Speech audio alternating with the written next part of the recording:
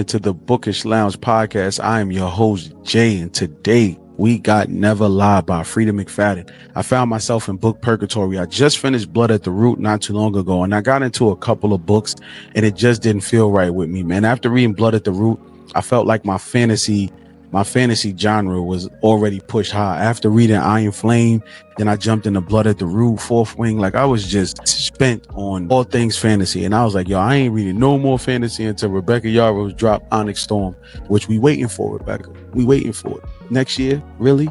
But somebody referenced LaDarion Williams through TikTok. I seen his book. I was there when he was talking about it. He had a little TikTok live. I jumped on the live, seeing what the book was about. I wound up going to pick it up because he was the Black author. You know, I'm trying to support the Black authors. Then I finished this book and I was like, man, this is fire. So I did my review. You can check it in on the page. Great read, and it kind of sent me in book purgatory because anything I picked up after that, I think I picked up One Dark Window because it was another fantasy by Rachel Gilead. I couldn't finish that junk. And then right here, I picked up Sweet Nightmare by Tracy Wolf, who, if you know me, you know I'm a Tracy Wolf guy. I got Crave, Crush, all that, Cherished, Court, all that, Charm. So for me, I just felt like, yo, I can't find a book right now. So shout out to Nurse Casey because she put me on to Never Lie by Freida McFadden. She was like, yo, if you need something quick, you know what I'm saying? You need something good to read that's going to give you a nice little twist. She was like, try Never Lie. And I was like, bet. And here we are, read it. So let's talk about it. But we're going to do things different, though. I'm going to break this up into chapters so everybody could catch up with us. The first chapters we're going to be covering is 1 through 4. So let's get into it. You got the opening monologue. Starts off with what seems to be a therapist talking about how she can detect lies. And to me, she gave off this creepy vibe about how not to lie to her. You can lie to these machines because they can only detect a certain amount of percentage of how you lying. But I can tell if you're lying. And trust me, I don't know if you lie to me. That's basically like the open monologue. From right there, I was hooked. I was like, y'all got to see what happened, right? Now we start off with Tricia and Ethan, who have been married for 6 months. And they start this book off, well, Freida starts this book off by having them travel to Westchester in Long Island via their travel agent, Judy. And they are bickering back and forth because of the blizzard. And if you're traveling with your significant other or whoever you with, you know, when it's bad weather conditions and, you know, the tensions is rising, sometimes, you know, you get off path and you start to bicker a little bit. But once y'all eat, y'all will get back to being who y'all are. But they go a little backstory. They met in the coffee shop, right? And she said, as soon as she met him, it was like love at first sight. And she was like, I'm like, what you mean love at first sight? And mind you, she had a boyfriend the whole time. They sat there for what she said, about 6 hours. Then he took her to dinner. And then she went home and just broke up with her boyfriend.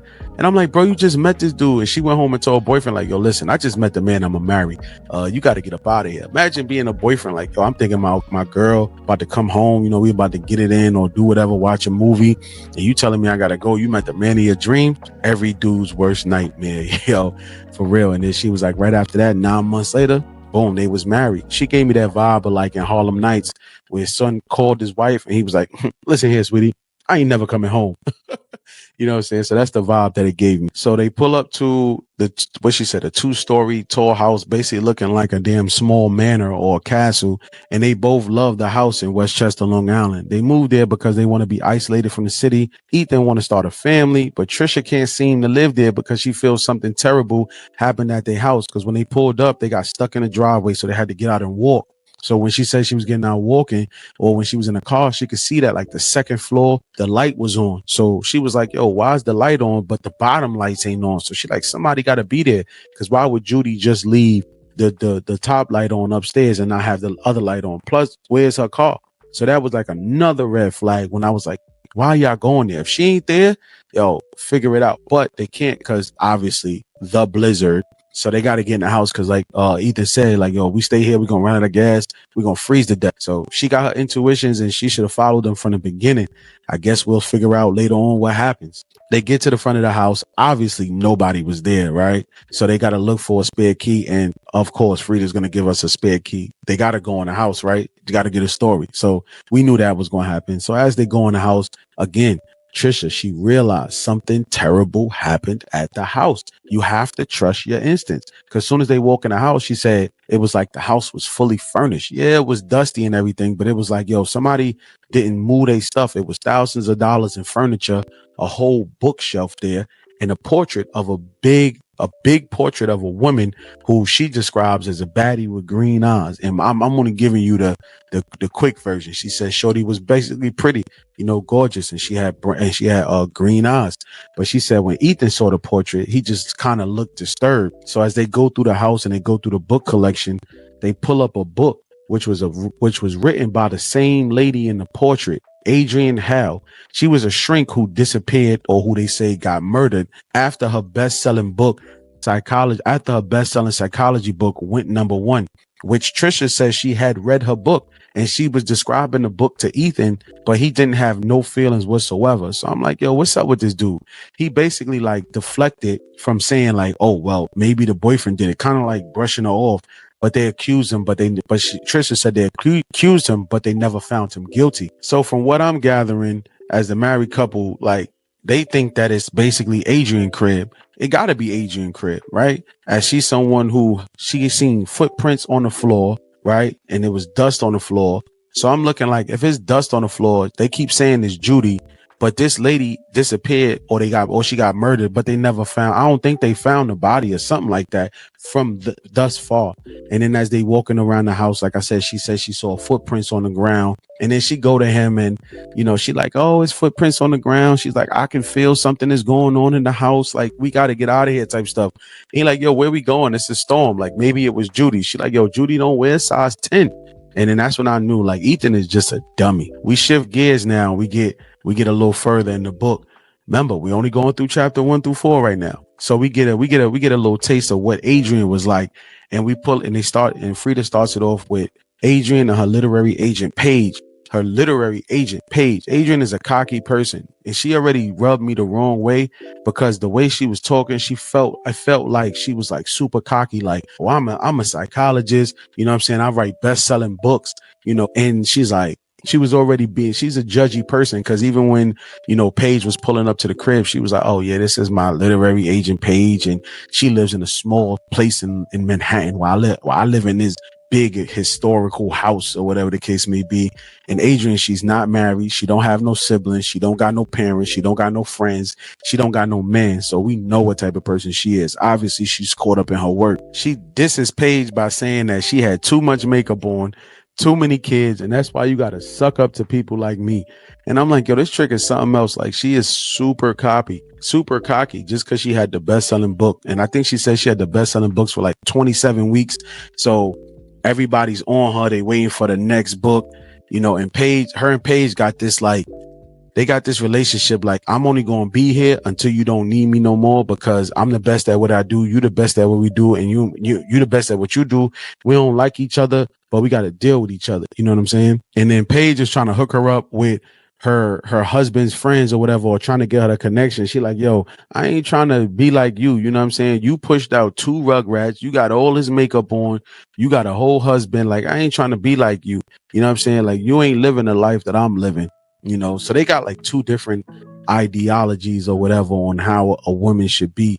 And even Paige was like, yo, you should get some security, like, because around here, like, anything could happen. I could come in here and you could wind up dead on the floor and nobody ever know what happened because you don't have no security. And she was like, oh, I got locks on the door.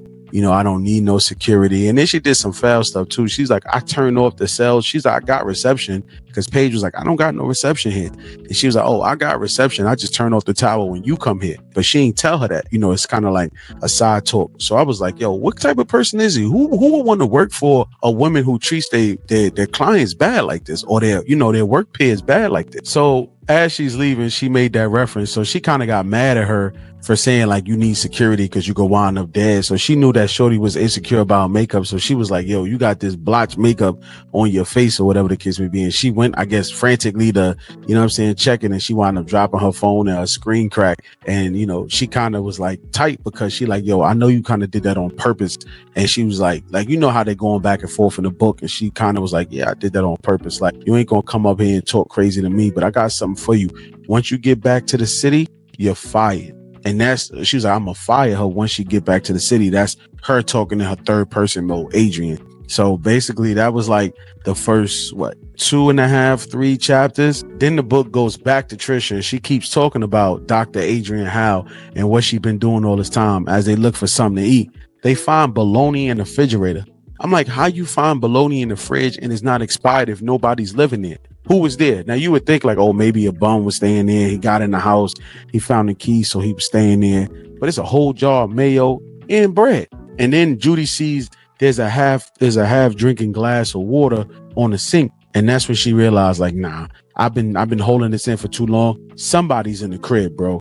And that's when you need to listen to your wife. Like Ethan was giving me the bad vibes from the beginning. And I was like, yo, I cannot wait to see what's going on in the book later on. Cause both of them got red flags. You know what I'm saying? But I want to know who got the most red flags. So they basically start going around the house. They go from room to room. They checking door to door. Cause she like, yo, listen, at the end of the day, I'm not about to stay in this house if it's something going on. Cause you want us to sleep in here. So he was like, all right, let's go to each room. We'll check each room. We go upstairs or whatever the case may be. As they check in each room, nothing is in the other rooms. It's kind of just normal. And that's when they pull up to the master bedroom. And then we're going to have to stop there, y'all. Right? That's chapter 1 through 4 in a nutshell. I've given you the book. I've given you the layout. We cover in chapter 1 through 4 right now. The next one is going to be 5 through 9. So listen, get you a copy. Get in these comments. Let me know something I missed.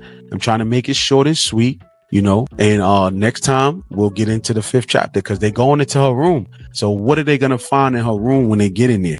If you read the book, please don't get on here and spoil it and be like, they found this and that in the book. Just wait till the rest of us get to chapter 5 through 9 and we'll be there to chop it up with you, man. Till the next time. Peace.